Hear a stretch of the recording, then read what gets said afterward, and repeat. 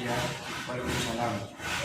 Saya Ulin Iya. Semangat di Bandung, jurusan Pendidikan Bermodal Hidayah. Di sini saya ingin mewawancarai kepada Bapak, apakah Bapak benar di sini mengajar anak yang berkebutuhan khusus? Benar sekali.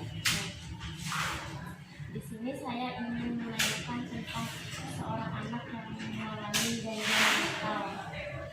Gangguan mental. Ya. Sebelumnya Bapak di sini sudah berapa lama mengajar anak gangguan mental? Lebih tepatnya bukan gangguan mental sih. Kalau gangguan mental kan mentalnya yang terganggu. Ini mah lebih ke autis. Autis itu bukan gangguan mental, tapi gangguan pada sistem komunikasi dan interaksi sosial. Jadi mentalnya nggak ada masalah, ada gangguan di sana gitu. Tapi memang terlihatnya seperti orang yang mengalami gangguan mental terlihat. Tapi nggak apa-apa, masih masuk ranah lah. Tapi lebih tepatnya bisa dibilang autis gitu. Autis, betul. Autis untuk yang 2 tahun pertama itu autis, yang tadi itu anaknya autis sama ADHD. ADHD itu attention deficit hyperactive disorder, atau anak yang mengalami gangguan dalam konsentrasi disertai dengan hiperaktif. Tuh.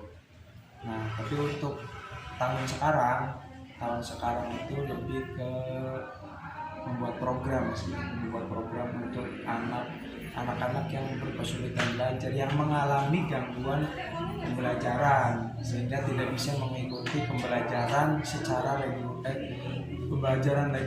reguler secara utuh. Jadi saya membuat program.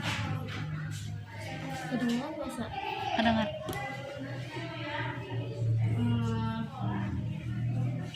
Selama Bapak mengajar anak tersebut, apa yang Bapak lakukan selama pembelajaran?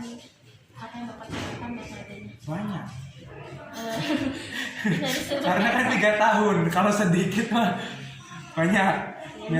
Kalau metodenya biasanya metode yang pasti metode praktek lah, metode praktek. Jadi karena anak-anak berkebutuhan khusus kan tidak begitu memerlukan materi ya, jadi lebih ke arah praktek, jadi mempraktekkan hal-hal yang kemungkinan akan dia lakukan sehari-hari. Contoh ADL, karena kan nggak semua anak berkebutuhan khusus itu mampu secara mandiri untuk dapat melakukan kegiatan activity daily living, kayak kamar mandi, terus makan dengan benar, cuci piring dan lain sebagainya. Itu hal yang paling pokoknya mah. Cuma karena di sini dunia pendidikan, akhirnya diselipkanlah materi-materi akademik kayak berhitung, membaca gitu. Kalau boleh tahu di sini mereka ada berapa ya Pak untuk yang autis? Kalau yang autis sekarang ada berapa ya yang autis itu? Yang tadi dia autis. Adik kakak itu tadi.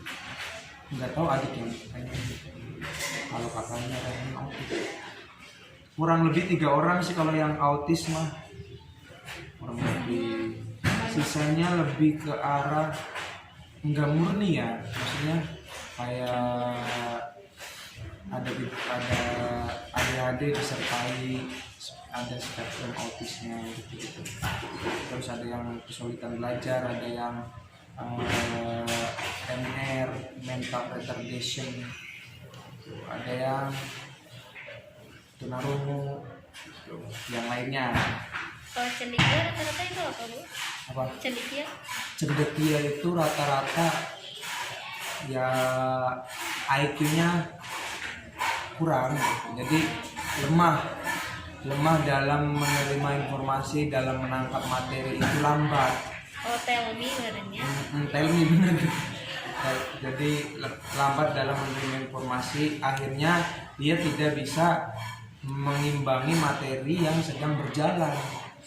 Jadi harusnya dia ikut berjalan sesuai dengan materi yang digulirkan di kelas, karena dia kurang mampu, lemah dalam menerima materi, akhirnya lambat gitu. Akhirnya butuh program khusus agar dia bisa stabil, pembelajaran yang ia terima itu stabil, jadi nggak loncat-loncat, nggak ada yang tertinggal gitu. Itu sih.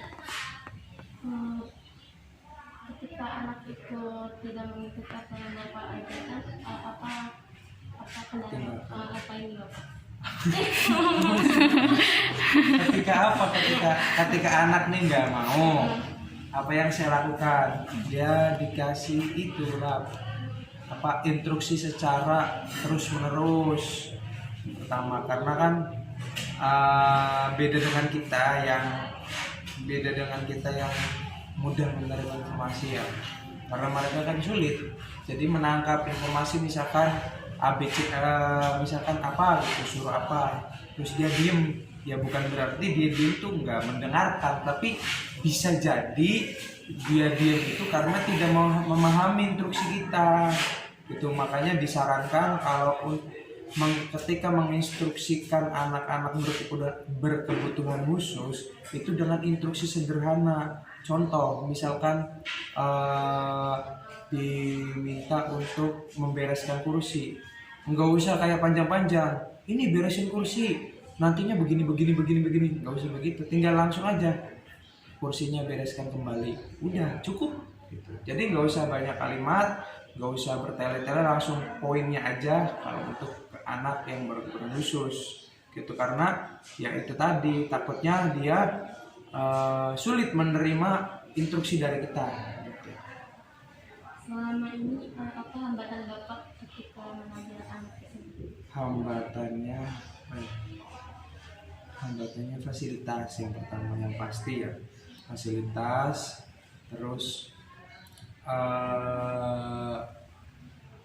lingkungan sekolah kurang inklusif gitu. Maksudnya walaupun sekolah inklusif ya, harusnya itu ada ya memadai lah gitu secara fasilitasnya, baik media pembelajaran atau tempat pembelajaran bagi anak berkebutuhan khusus. Itu yang sering terjadi di luar pun gitu, nggak di sini aja, di luar pun pasti merasakan itu gitu.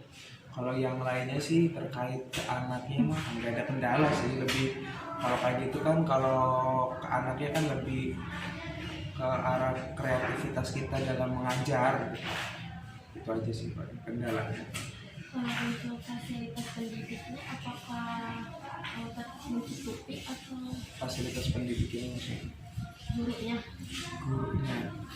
Fasilitasnya ya kita yang membuat fasilitas sendiri sih, kayak misalkan media kita yang buat, jadi enggak disediakan dari sekolah, ada disediakan dari sekolah, cuma kadang-kadang kan kita yang bukan dituntut, lebih ke arah kita yang pingin kayak lebih kreatif lah untuk media gitu sih. Kalau yang lainnya mah standar aja lah, apalagi itu.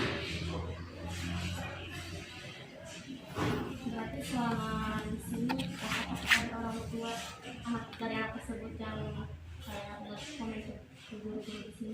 Komen pastilah, baik komen negatif maupun positif ya. Yang namanya kita hidup di masyarakat kan, jadi komen negatif ataupun positif pasti ada gitu. Hal-hal yang terkadang kita tidak pernah inginkan hal tersebut terjadi juga kadang-kadang terjadi. Kayak contohnya anak KBK yang musilin anak kecil dari anak orang tua murid, kayak gitu hal-hal yang seperti itu sering terjadi gitu di sini, di lingkungan inklusif gitu. Pasti sering terjadi. Sebaliknya dengan kayak apresiasi orang tua ketika juga itu pun udah biasa lah itu sih. Jadi bagaimana Bapak menanggapi hal tersebut? Menanggapinya ya diberi pemahaman, yang pertama mah pasti ketika hal-hal yang negatif ya, contoh kayak tadi musilin anak orang tua murid misalnya, yang pertama dilakukan meminta maaf kepada orang yang bersangkutan, terus yang menjelaskan bahwa bahwa anak yang dari anaknya itu sebenarnya ABCD misalkan begini, akhirnya kan orang tua juga kan memahami, terus bisa sama-sama belajar juga gitu, bahwa ya ada anak yang seperti itu sih. Untuk di akhir itu Bapak melakukan Evaluasi di sini, kalau evaluasi itu disamaratakan, dalam artian kegiatannya itu disamaratakan sama anak-anak reguler, akan tetapi materi yang dievaluasi berbeda, itu materi-materinya gitu sih. Udah? mungkin cukup itu dulu Pak. Oke, siap. Mohon maaf ya Pak mengganggu waktu Siap. Bapak. Iya. Terima kasih banyak Oke. atas wawancaranya. Iya. Assalamualaikum warahmatullahi wabarakatuh. Waalaikumsalam.